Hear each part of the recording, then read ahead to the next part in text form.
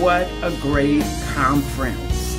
I wish you were here with us to enjoy our apostolic and prophetic conference. We definitely had speakers that dealt with 1 Corinthians 12 chapter gifts, and they demonstrated by their actions, their character, their personality. Romans 12, they had just the servant's heart. They served us with their giftings. So while you're rethinking church, watch these highlights, and I hope you'll order the entire conference because I loved every second of the conference. I'll see you on the end. Thanks in advance for watching Let the Prophet Speak. I can do anything more than we can ask or think, more than we can imagine in our wildest dreams.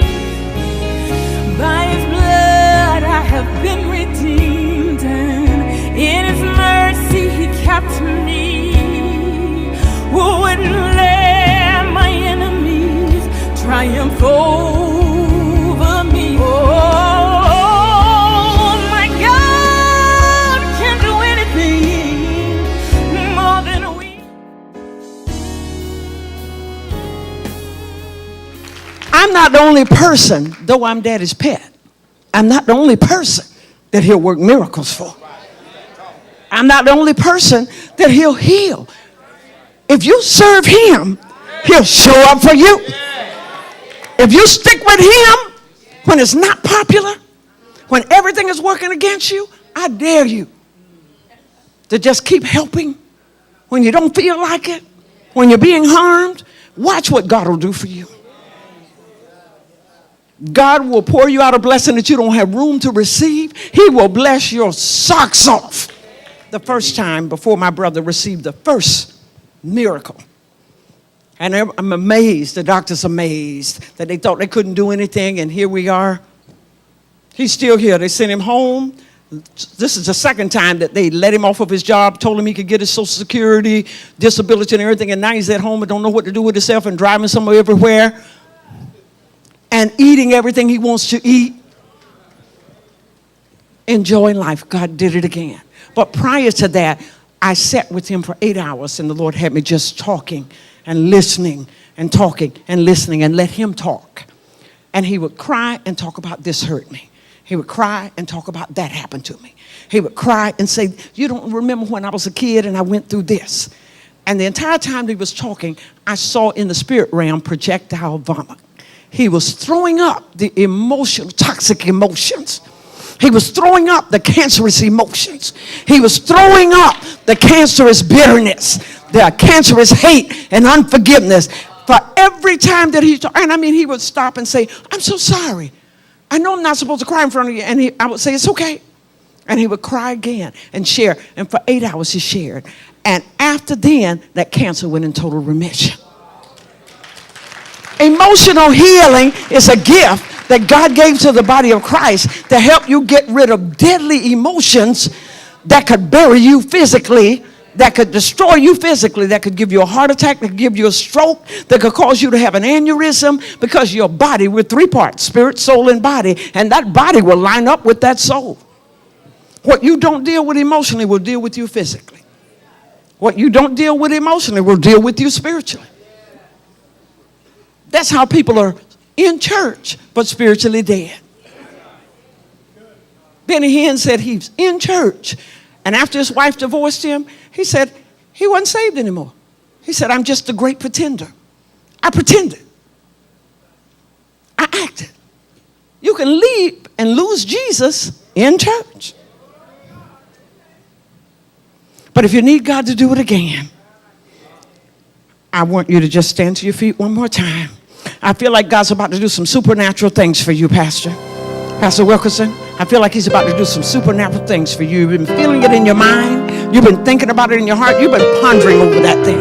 You feel like some great changes are about to happen for you. and there were some changes that you didn't have the mental stamina or the emotional stamina to make happen, but you knew that he was going to do it. You saw yourself preaching in places and you thought, God, I need the strength, I need the energy, I need the mobility to be able to preach in those places. And you knew what the doctor said, but you knew that God had the ability to change what the doctor said. What attacked your heart in your emotions from a little kid, when you grew up into manhood, it began to work to attack your heart in the natural. But because the Lord is doing emotional surgery and he's working on those emotions, the spirit of abandonment, the spirit of rejection, those things that you've gone through that other individuals didn't see the man that you would become, and the little boy that they wanted to treat like trash, that they wanted to feel like he was just a throwaway, that he wasn't something to be recycled, but he was just disposable. It's like a plate that you eat off of, or a paper plate or a paper cup.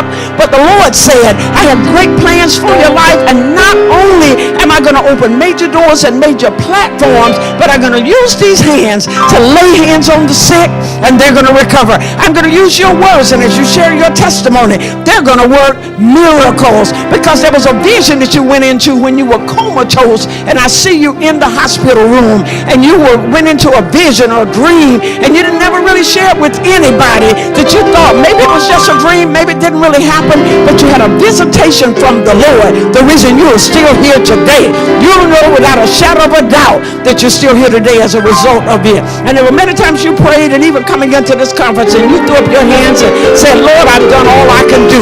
I'm just going to have to put him in your hands, God. I'm going to have you take care of it, because you've obsessed over it, you worried over it, and I felt that be still and know that I'm God moment, where you just said, God, I don't know how to leave it alone, because I'm watching this and I want to fix this and I want to fix that. But he says, not only am I going to heal the man that I sanctioned and I brought the manhood, that there were things in his life that was meant to destroy him, but I brought you alongside so that you wouldn't finish this journey alone, and so that you would know what it is to be loved by a man unconditionally, and he would know what it is to have one that's not just a sidekick, but a woman that knew what it is to love and to honor a man of God, and the two of you would go to battle together to bring glory to God's name. Come on and lift those hands and give him the glory.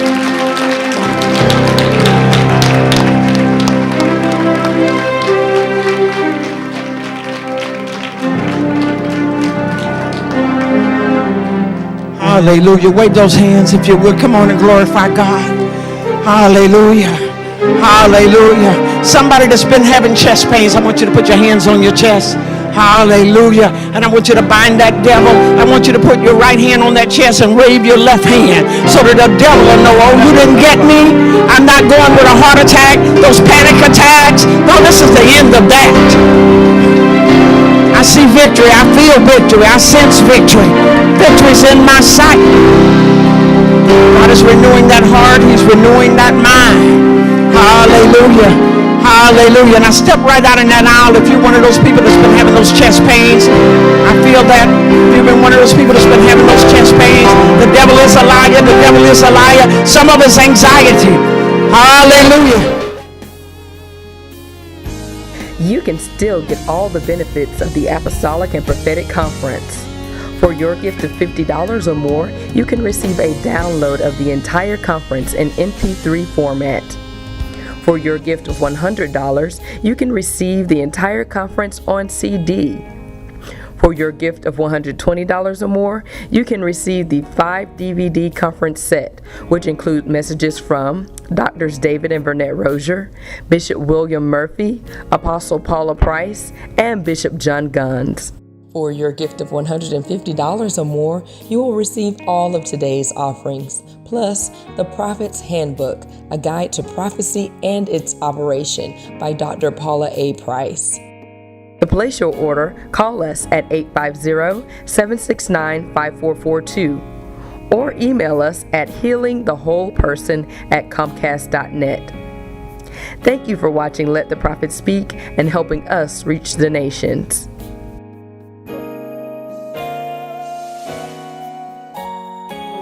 And he reached to grab your hand, to sustain you, to hold you up, because the mind that you've had, how you worked in the secular arena, so you've been bivocational, working in the secular but working in the ministry, but your mind started leaving the secular arena about 2 years ago. You were packing up. You were just saying, Lord, I'm just fed up with this. I just felt like I put my time in, and I've helped a lot of people, helped a lot of students, but I really want to be about your business. And I felt this fire in your gut and fire in your belly that's refiring you, reigniting the flame. And I felt the fire that works even in the night season. When you reach over and put your arm around your husband, there's some flames that seem to have tried to die down on him, but you've asked God for the power to rekindle, to rekindle the fire, to stoke his fire, to get him fired up again, because you felt like, I don't want to outrun him, Lord.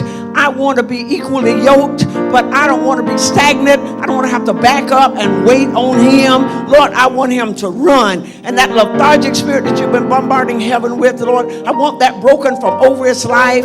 And you're this strong, powerful woman, but the things that have kind of put a dent in your armor from time to time have been his words, that he would take a chisel to the dread champion, to this statue that's been carved out of marble and made by God and made under pressure. But there are times he would chisel away at you, and you found that the horns of the altar, the church, was your place that you would run to, and it would be your refuge. But the Lord wants you to know that you persevered in intercession. You persevered in prayer. That daughter that you just said, I put you in the Lord's hands, and you've laid her in the Lord's hands. And he said, the situation is not hopeless. I'm hovering over the body. I'm hovering over the mind. I'm hovering over every church.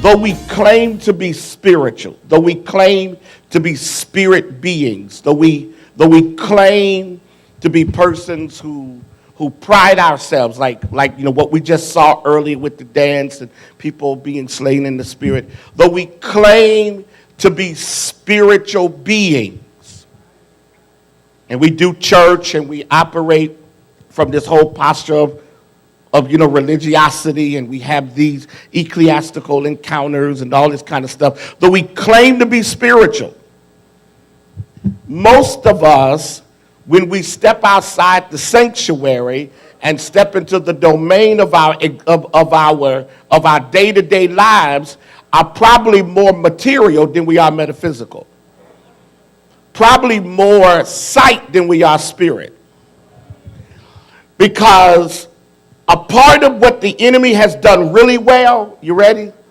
is he's damaged us to the point that we depend on our strength and intellect and not on the ingenuity of God through his spirit.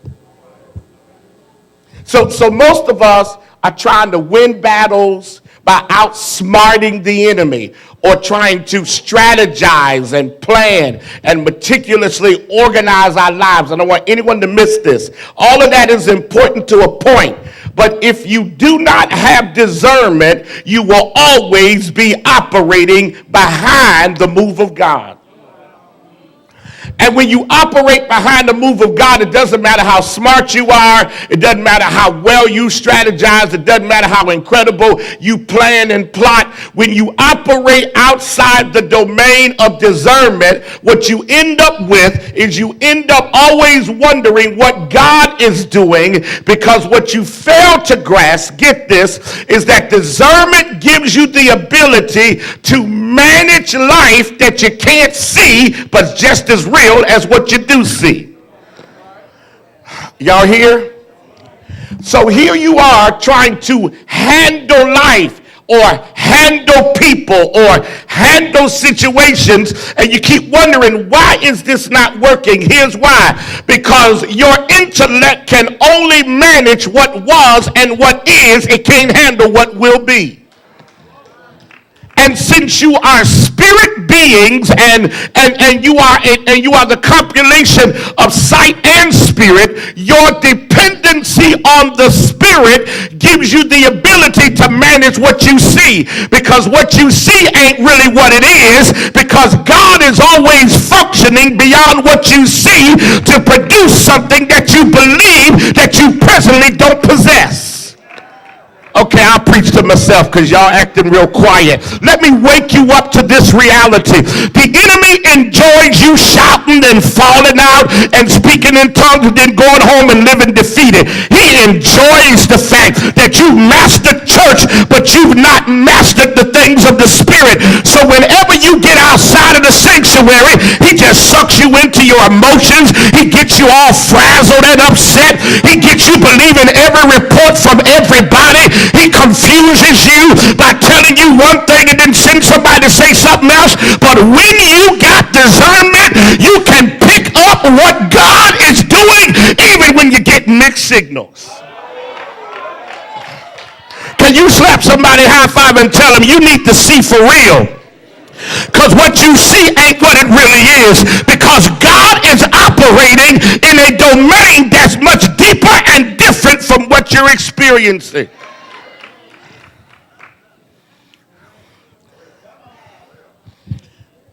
This lady who wrote a book entitled Hearing with the Heart, her name is Deborah Farrington. She writes this: discerning and acting on God's will does not mean you'll never have difficult days or feel lousy sometimes. But it does mean choosing to live in alignment with God, which makes you more joyful, compassionate, and peaceful, even on bad days. One of the most treasured gifts, I believe, of those who claim and confess Christ is that of discernment. It's the ability to recognize. It's the ability to recognize. It's the ability to recognize. It's the ability to recognize. It's the ability to recognize. Okay, that's fine. I'm going to come over here. It's the ability to recognize. It's the ability to distinguish and differentiate between what's God and what's not God, and then align your behavior with what you discern and not what you see. Y'all just come on. It's the ability to know when it's God and when it ain't God. Because when it ain't God, I ain't gonna panic. Even if it looks crazy, I still believe that God is working behind it. And if I can discern, if I can pick up, if I can distinguish, if I can recognize, if I can comprehend, if I can somehow navigate, meander beyond the sight into the spirit and begin to subsuade that which I am discerning, and then begin to align and conform my behavior to the revelation and not to the realization, then all of a sudden I start to operate differently than what people see me operating in, and they keep going, why aren't you panicked? I'm not panicked because I got some insider information, and God told me I'm going to be all right. Preach, man.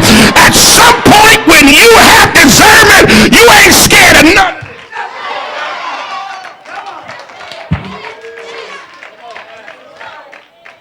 You stop having nervous breakdowns. You stop falling apart. You stop having pity parties. You stop having people to treat you like a victim. You stop having people to have to tell you you're going to be all right. You ain't got to tell me jack because of what I heard from God. I don't need nothing from you. I know that God has made me some promises, and because I'm already clear, I don't require you.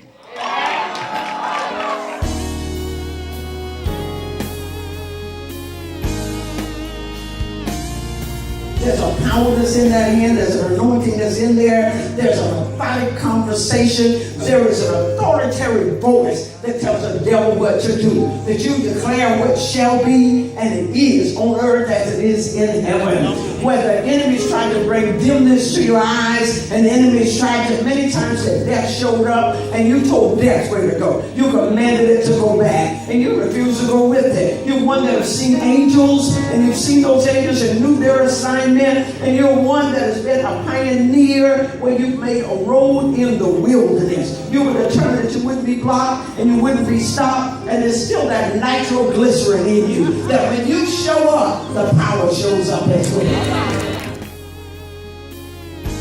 You can still get all the benefits of the Apostolic and Prophetic Conference. For your gift of $50 or more, you can receive a download of the entire conference in MP3 format. For your gift of $100, you can receive the entire conference on CD. For your gift of $120 or more, you can receive the 5-DVD conference set, which include messages from Drs. David and Vernette-Rosier, Bishop William Murphy, Apostle Paula Price, and Bishop John Guns. For your gift of $150 or more, you will receive all of today's offerings, plus the Prophet's Handbook, a guide to prophecy and its operation by Dr. Paula A. Price. To place your order, call us at 850-769-5442 or email us at healingthewholeperson@comcast.net. Thank you for watching Let the Prophet Speak and helping us reach the nations. To divide this team, but they're so powerfully one that they can't tell where one begins and the other one ends. What they thought was him was her, and what they thought was her was him. God, I thank you for the healing that's in these hands, the healing words, and I thank you that they're willing to let you turn the page, that book. I keep hearing the Lord say, that book. I thank you that they're going to write it together, publish it together, and I thank you that it's going to also open other doors for them. They traveled and they felt they've had a really great life, but Lord, it's not the end, but it's a refiring and more great challenges because they're up for the challenge. We thank you for it. And Lord, that prophetic mantle, even what you begin to deal with over the years, that people from England and even other places are still talking about her. I thank you, Lord, that she's going to pull that off the shelf even more so. And they're going to wonder, ease into this conversation. She's going to embrace the unique difference of that prophetic, how it's different from other prophetic giftings. She's going to embrace that uniqueness and serve it up as a word of the Lord without tagging it as you've just been prophesied to, but it will be a conversation that she received from heaven and have it with them, and they will know that it was God and God alone. In Jesus' name. In Jesus' name. Thank you. We receive that from you. But half this stuff we do in church, if we had discernment, we wouldn't need it. Yeah, I knew I wasn't going to get no amen there. Half this stuff we do, if you had discernment, you'd pick up and say, ain't no God in that. That's just us. Because, see, this atmosphere induces behavior. Here, this how I know you anointed. When you go to your job and get the same response. Now, don't listen. Okay, y'all missed it. Listen, I'm a Red Sox fan. I'm a Red Sox fan. I'm a Cowboys fan. And I'm a Jaguars fan. Kinda, sorta. But listen, I do understand. I've been to Fenway Park. It's real easy for the Red Sox to get cheers when they're in Fenway. Because in Fenway is home field advantage. You ought to at least halfway look anointed in here. Because it's home field advantage. I need to see how anointed you are when you're dealing with demons in your house and they in your children. That's when you need discernment. You don't need discernment in here. You need discernment when I ain't ready. I'm so far from being ready. You need discernment when you go on your job and they start messing with your reputation, and instead of you cussing them out, the Lord say, just be quiet. I got this one.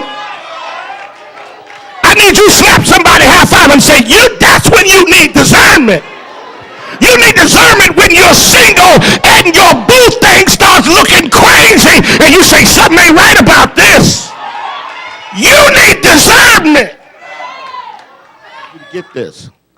Because discernment is so kind of otherworldly, and most of us have been minimized and marginalized to exist only in the material. When you think of discernment, you think of this kind of exclusive group of people we call prophets and prophetess. And that's really sad because that's not what discernment is. It's a spiritual gift to every believer who has the Spirit, so you can begin to recognize things about the activity of God, so you are not being blindsided by every crisis. And the church is not teaching people to operate in discernment. We're teaching people to do praise and worship, and that's so backwards. So we invest all our money in getting the best singers and the best musicians, but we don't create a spiritual atmosphere that don't require gifts.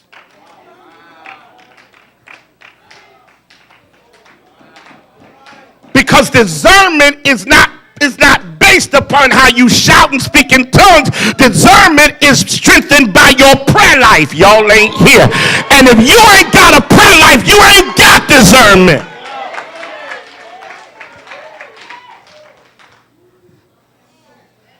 And your prayer life is a disciplined, consistent engagement with God through a humble, vulnerable, intimate pursuit of Him. It is not a monologue, it's a dialogue. It's not you giving God your laundry list of needs to be prosperous. It's about coming into the presence of God, broken and vulnerable, accessible and available, and then allowing Him to walk through your house with every door open. And I'm not talking about your physical address. I'm talking about your life. Listen, how many of y'all, when there are people coming over your house, you got that one room, you throw everything in, and you tell everybody that live in the house, don't let nobody go in this closet. I'm the only one.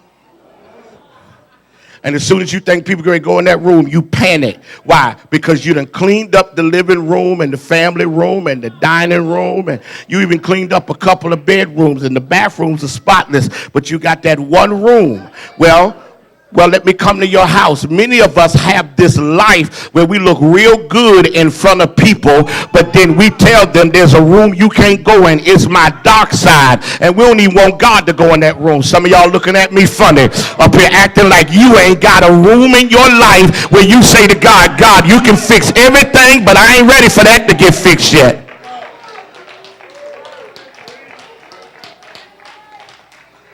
But prayer, this kind of prayer life that produces discernment, gives God permission to step into all of the various areas of your life without your interruption, so He can trust you with that which others can't see, but that which you can't deny.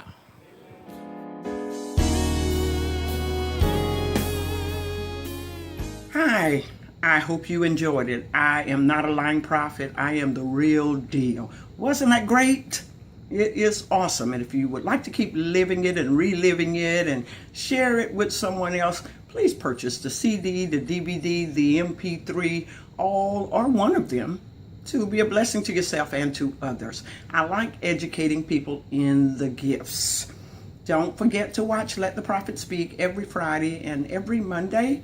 Go to our YouTube channel and watch it, so that while we're watching, others are watching it all over the world, you're watching it as well.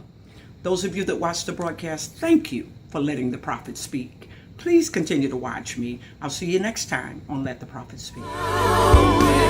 Mary.